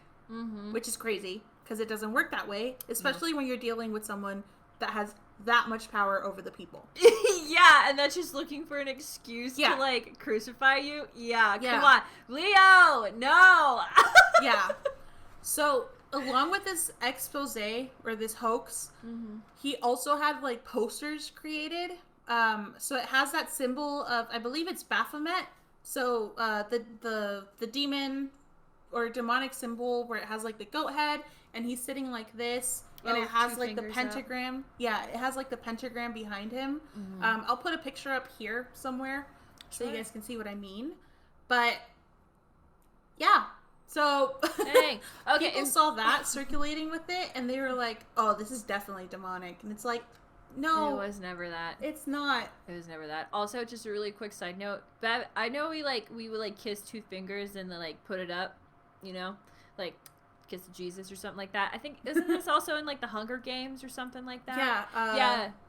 I volunteer as tribute, I think. Something like that. Yeah. So that's what we were doing that from. I didn't realize it was also a satanic. But you know what? It does fit in with the theme of the show, so speculate wildly as you will. We are our own Leo Texils. Damn it! We are our own Leo Texils. Damn it! The Leo Texils of the 21st century. Yeah, I've lived long enough to see myself become the villain. It's happening. Dang, feels bad. Whew. Yeah, but it's crazy because he circulated all those papers throughout Europe. Mm-hmm. Yep. Basically in these papers, I didn't write it down, but in these papers, he made up this woman who was one of the members of the Freemasons, saying that she was leading them in like satanic worship, and that she was basically like praying to the devil and blah blah blah blah blah, and denouncing Christianity and Catholicism, etc., etc. So when the church caught wind of this, they ended up prosecuting the hell out of them. Yeah. Yeah. And when he tried to retract his statements, that idea was imprinted in so many people's heads that even when he was like, hey, I lied about this, people were like, no, there's some truth behind this. Yes. Right? Yeah, that's the thing. If you repeat a lie enough, people will believe it. Mm-hmm. Oh, and there were so many there were so many posters also circulating with Baphomet, the symbol, this pentagram, and Freemason on it, that like they started to associate those two symbols because that's how the human mind works, which they didn't know back then, but we know now. That is true. That was gonna be one of my points that I brought up after this paragraph. I was gonna let you finish. It's just, I get the point behind it because he wanted to ridicule the fuck out of the church, which kudos to you, but you could have done it a different way, you know? I agree. I do agree. There was a much more direct way to do that. Yeah. This was definitely like the reach around way, and at the end of the day you just ended up fucking yourself, so you didn't really win. Exactly. So even though this was in the 1890s. Okay. Oh, in wow. France, very recently, like in modern time standards, you know, this is what, 200 years ago at this point? Almost 200, yeah. So from the 1890s to now, there are still people that associate this symbol with the Freemasons and believe that they are satanic because of this, but we'll touch on that later. Gotcha. Yeah. Wow. Yeah, no, I fucking hate that dude. You know, you brought up a very good point, and I would like to reiterate that. It's one, they probably didn't realize how the human social networking, like social psychology works. So, like, great idea in theory, but in practice does not work. Horrible execution. Yeah, because even when, like, the church would come in and investigate, at that time, there was no, like, checks and balances. I mean, you know, what the church says is what fucking goes. Like, we can all, like, have that debate about, like, is justice really justice in, like, nowadays standards? But, like, back then, they were the ones on top. They were the ones making the rules. So even if they didn't find anything, they could just make shit up and said, oh, we found stuff, and then just prosecute and summary execution everybody, kill them on the spot, and no one would know otherwise. Yes. Leo! Yeah, what the fuck, Leo? Oh. It's I hate insane. it. But now that we've touched on the origin theories for both the creation of the society, I just shook everything. For both the creation of the society and its lodges, let's get into my favorite part, the conspiracy theories. Ooh. I'm into it. Ooh. All right. So, conspiracy theories about the Freemason fraternity have been coming up since the 18th century, so around the 1700s. This is around the time that the societies began letting accepted Masons into the organization, when the first lodge was created, and when the Florentine Inquisition happened. Oh my God, the Freemasons tie so beautifully into episode 12. I'm ready. It's bonkers bananas. You'll really enjoy it. Yeah. All right. So, there are hundreds and hundreds and hundreds of conspiracy theories focused on this organization. If you'd like to get into like all of them, there's a Wikipedia page on it. There's like a whole page just dedicated to conspiracies outside of Wikipedia also. Wow, which we'll link in the show notes. Mm-hmm. Yeah. However, most, if not all of them, fall under 3 different categories. So just like the worldwide Masonic bands, there's political, religious, and societal. I'm only getting into some of the more circulated conspiracy theories about it because, like I said, there's like hundreds and hundreds and hundreds of them. Gotcha. If we get into them, like all of them, it's gonna... Man, I should have made a tinfoil hat. I meant to make one this time around. Put on my tinfoil hat. All right, so some of the more prominent theories include Freemasonry is a Jewish front for world domination and is controlled by Jews. Oh boy, okay. All right, starting off strong. Yep. I've said it it before, and I'll say it again. Why the fuck does everyone throughout history hate Jews so much? Yeah. I don't get it. There's haters out here, and for what? Like, yeah. It's like, why are people so afraid of Jews ruling the world? I'm more afraid of Christians ruling the world. Like, it's yeah, which they have been for a bit, and I don't like it anymore. I don't like it. It's time for a change. Yeah. But yeah, so as stated earlier, the Nazi regime thought Freemasonry was also a front for new Jewish world order. Yes. QAnon nowadays have conspiracy theories regarding Jewish elites. And then there's been like different crusades throughout history that also specifically target Jews, such as the Spanish expulsion in 1492. Yes. Yep. The Holocaust. There's so many other things. The various pogroms that have happened, which are like religious massacres. Those are both fun. We can get into details of that, which are horrific. The Moranos, yeah. Yep. All the other, oh man, yep. Oh goodness, there's like different, oh man, there's so many attacks on the Jewish community throughout history that they have categorized. And they're still standing strong. Yeah, they are. Community. But there's so many times where people have like disrupted communities that they have like an entire sect of history just dedicated to try to find like where missing disrupted communities are coming from. Like it is so outrageously bonkers how long these people have been prosecuted. It's insane. Yeah. It's called crypto-Judaism. Well, some of it is. It's like crypto-Judaism is like the people who had to practice Judaism in secret because if they didn't, they would have been killed on the spot pretty much. Yeah. It's we're insane. First to convert, it's wild. And like the Jewish community is so welcoming and open and accepting. Like in college, we were in a Jewish sorority. Yep. And they would invite, like even though we aren't practicing, like we aren't Jews. Yeah. They would invite us over for Seder. They would invite us over to what was the center called? Hill. Yeah, Hill House. Something? Oh, no, House. Not Hills. I don't think it was Hill House. I think I'm thinking Hill Center. Hill. Was it? It wasn't Hillman, was it? It wasn't. No, I think no, that was the library. It's a library.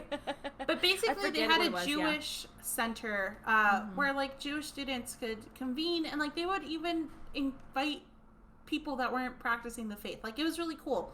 I hate when people like religious fanatics take it to an extreme of like they're more superior over other human beings because they believe in their religion and they try to live like a godly life and they just look down on others. Oh man, that breaks my heart. Live your godly life.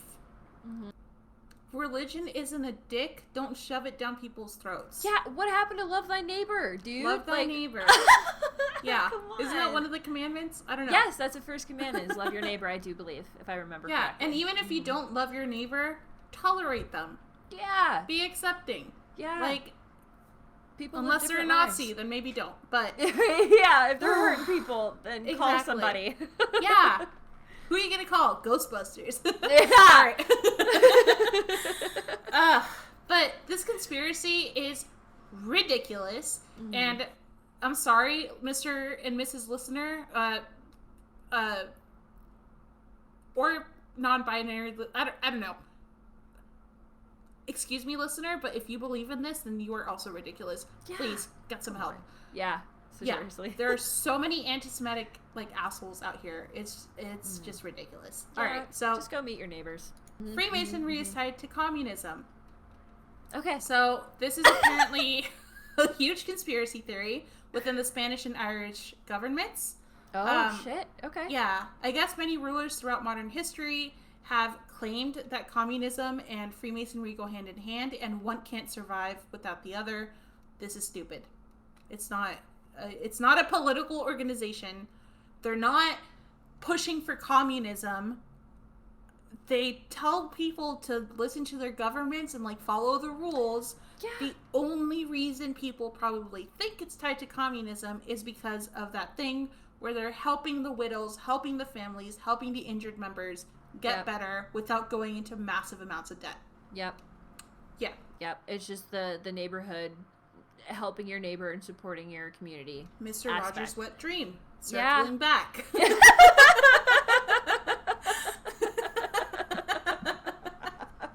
Beautiful tie-in. I love it. I love it so much. Okay. Bless your soul. Thank you. Absolutely. Okay, so, third one. Freemasonry has strong links and could possibly be part of other more selective and secret societies as well as major gubernatorial groups.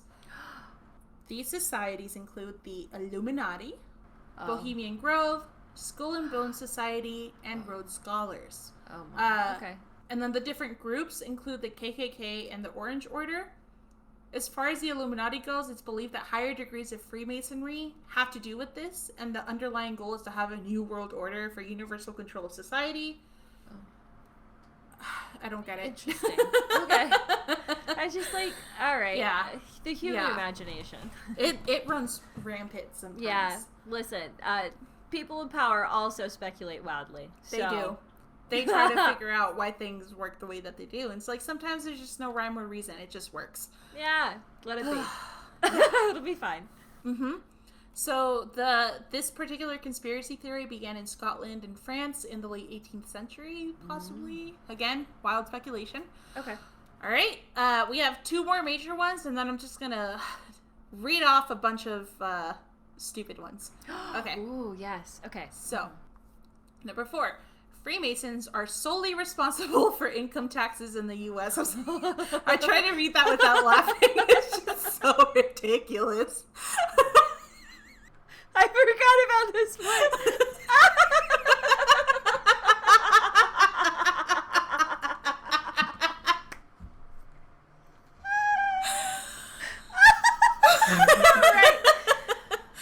It's just so stupid. Yeah. Okay. Ow. It's so stupid it hurts. Also, it's it painful hurts to read. Yeah, it hurts my head and also my sides from laughing from it. It's a full body experience.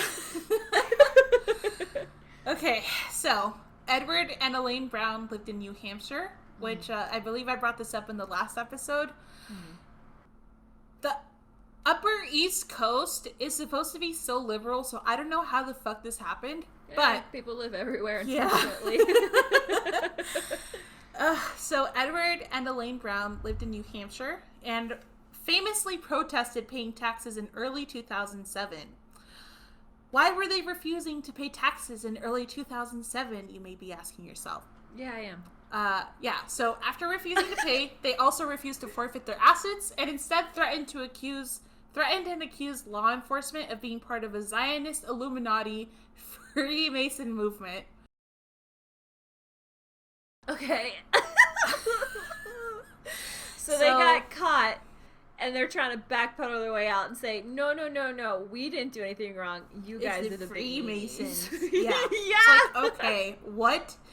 So, again, with the anti-Semitism, apparently paying income tax is enslaving us to the Illuminati and becoming puppets in a world ruled by Freemasons. Of course. It's not. We would be so lucky to be living in a fucking world ruled by the Freemasons. Yeah. These are great people.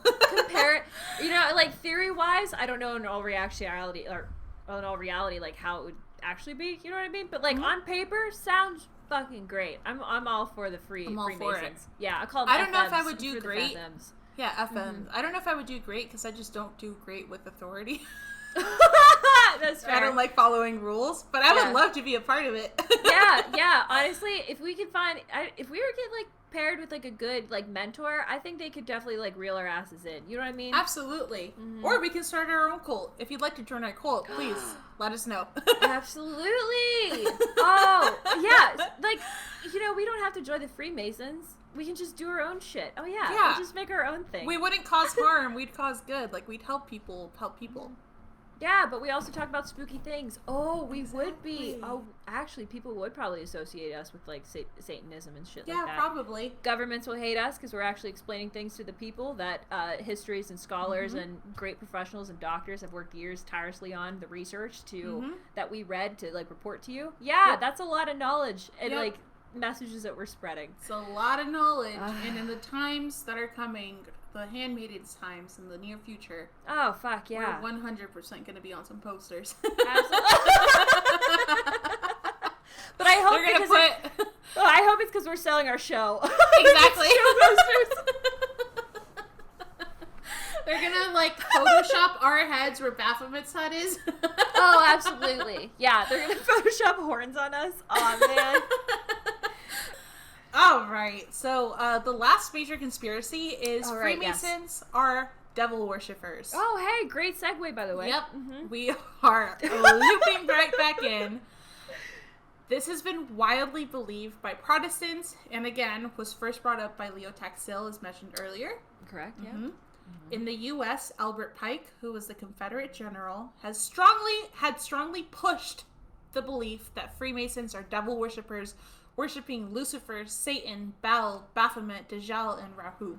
Ooh, that sounds like a fun time, not gonna lie. Right? Sounds like a party. Yeah, so it's like, you're demonizing it, but stop exactly. You're making it sound too good. Yeah, I'm like, now I'm interested.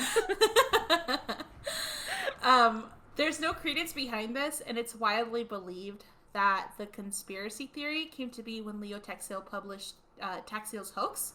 Oh, no. Yeah, again, I'll put the picture up here, but the poster published, which we'll also have up on our socials, is still widely associated with the Freemasons. So, it's been completely discredited, but those wild conspiracy theorists will still go to those links and use that as a reference for their speculations. Dang. Yeah.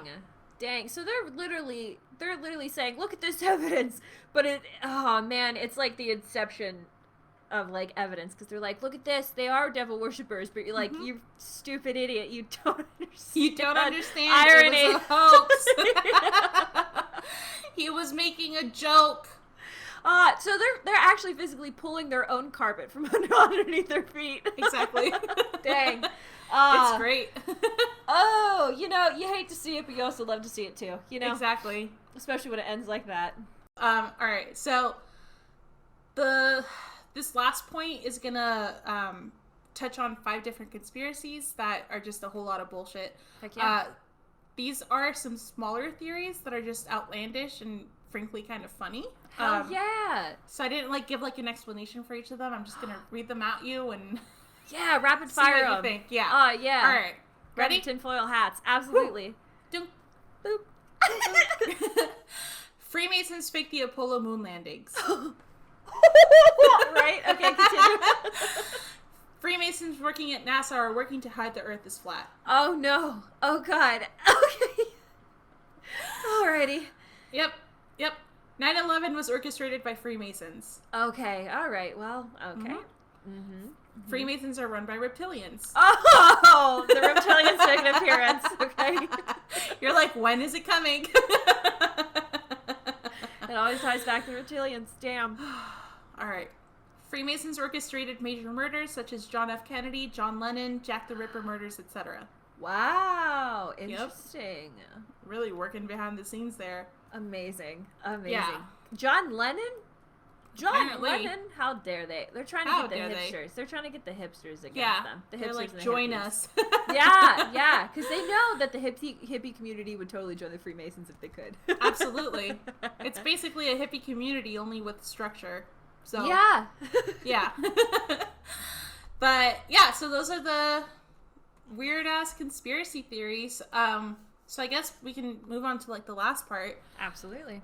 Yeah. So granted, this is going to be like an 1.5 hour episode, but this is a very, very, very brief look into the Freemason history and some of its conspiracy theories. Absolutely. Yeah. I haven't even touched on the practices, the hierarchy, some of the more prominent members, etc. Otherwise, this would be a 4-hour episode. Okay, fair, yeah. It's already 2.5. Yeah. For the extended. You want to hear all the juicy details, check out the extended, because there will be many. There's a lot. You'll hear that bleeped out elevator music that Rachel. All right. So, yeah. So,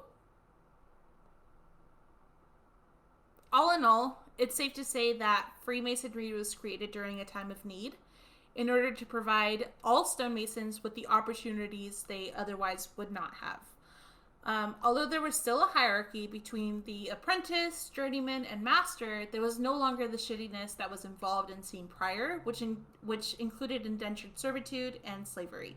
Okay. Over time, the society expanded to include both practicing stonemasons, the Freemasons, and non-practicing Masons, which would be the accepted Masons, ultimately evolving the name into Free and Accepted Masons, F and A M. So, from its inception to now, the Masons have been feared and demonized by both church and state, being attributed to funding, quote-unquote, a new world order, and all the chaos and destruction in this world, which is insane.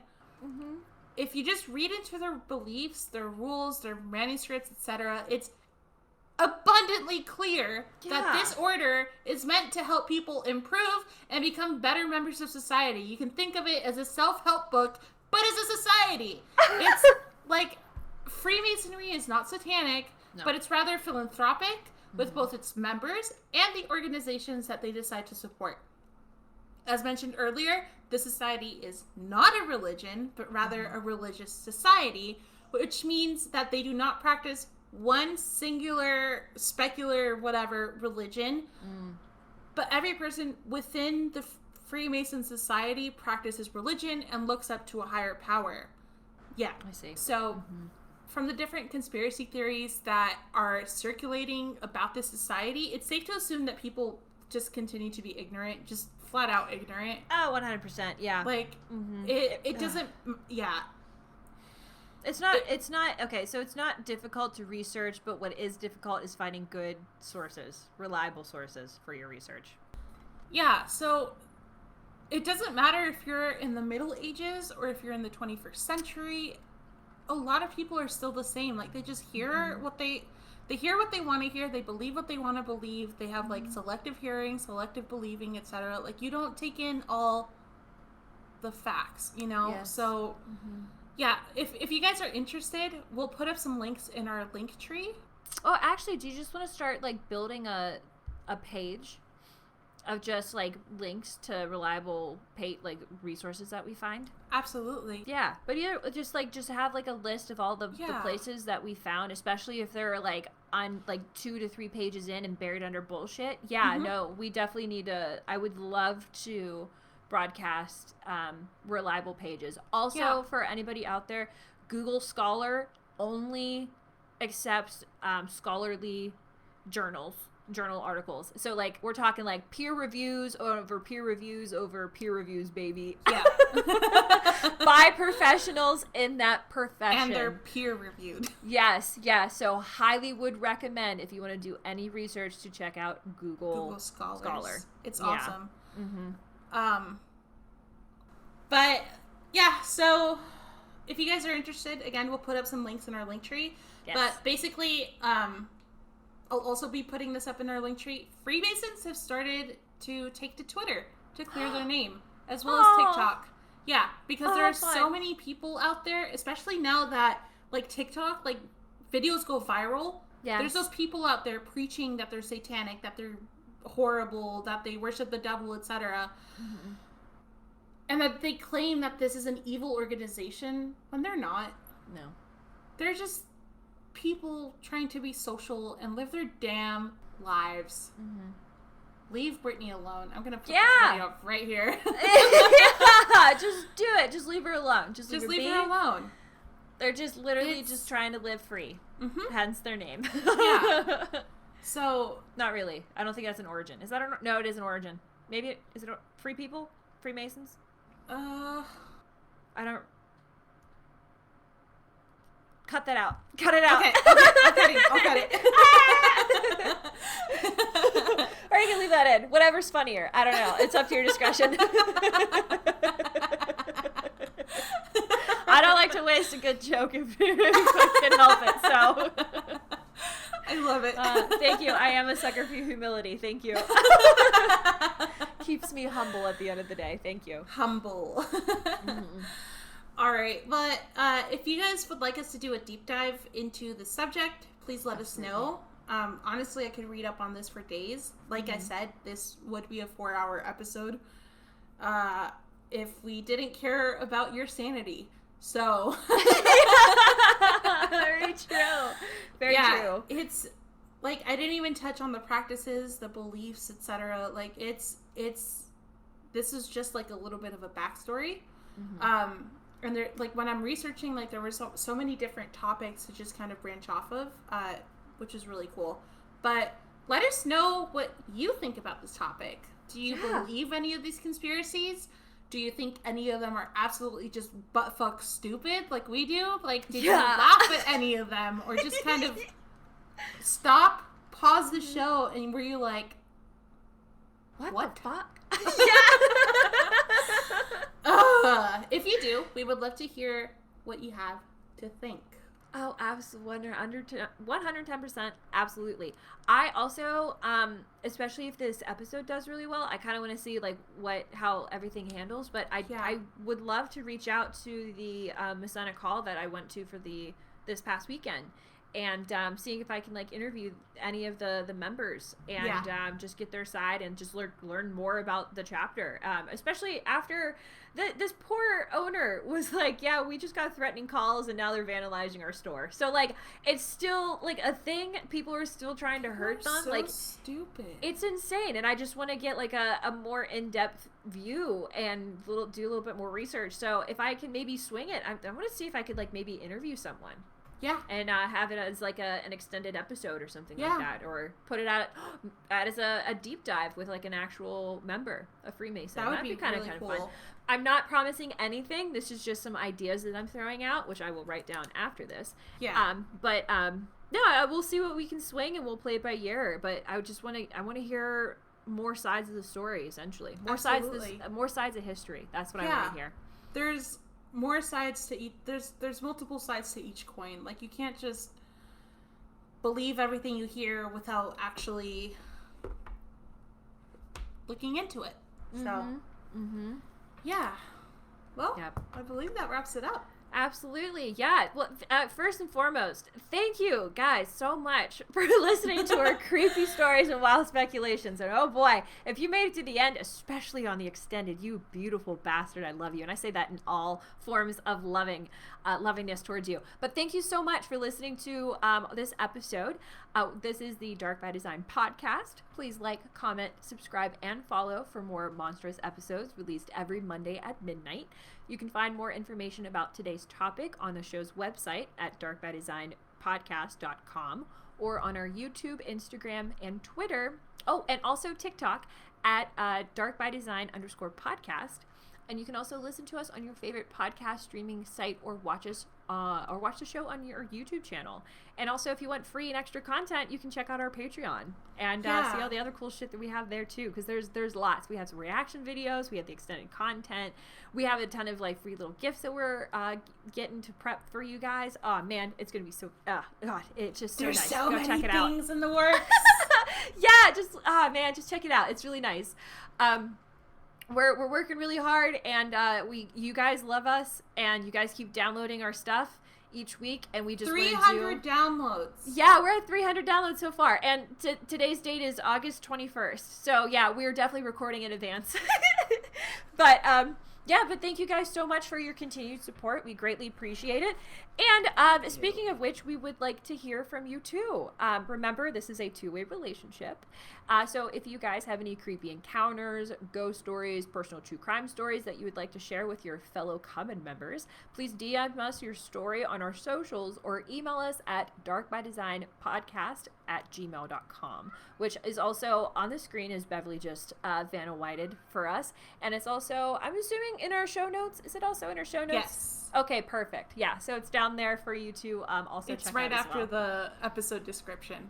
Perfect. Yes, because we like to make things easier for you, and communication is very difficult, and we like to minimize the degrees of separation. So, yes. Yeah, but Absolutely. Thank you, Bev, for that outstanding episode. I'm really, with all things put aside, yeah, no, it is gonna work. This is a great episode. We did great.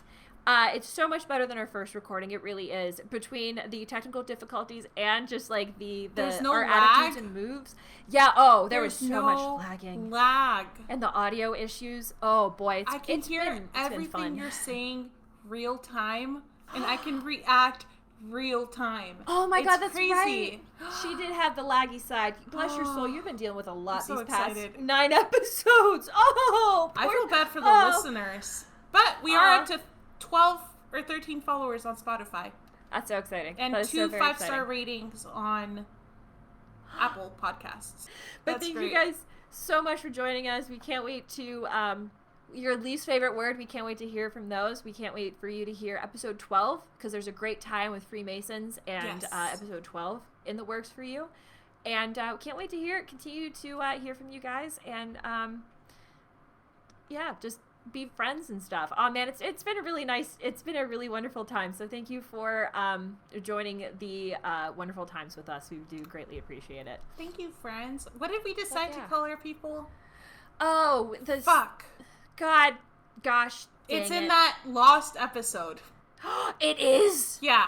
No. Oh, it was spooky little things, or was it spooky? I think it's spooky little things. Spooky little darlings. Oh no. I think it was either spooky or spoopy little things. Yes, it was something like that. Yeah. I thought darlings was involved. We'll workshop it. Yeah. Yeah. But yeah. More of the story. Thank you guys so much for tuning in. Thank you for listening. And always remember to be nice to yourself, be nice to other people. And we will see you next week for more crazy banana stories. And this is not satanic. It's woo woo woo. Or what is it? The game. Wait, that's Overwatch. Yeah. What's Oh. I'll put it in. Okay. Thank you. Yeah. Ready? Anyway. 1, 2, 3. All right, perfect. We nailed it. You have to see it visually. It's a visual thing. Yeah. Yes. Okay. It is a visual thing. Oh, man. I'm starting to stumble. Anyway, long story short, have a great night, and we'll talk to you soon. Bye, friends. Yeah. The world's most shocking monster. Never have you known such cringing terror, such sudden shock.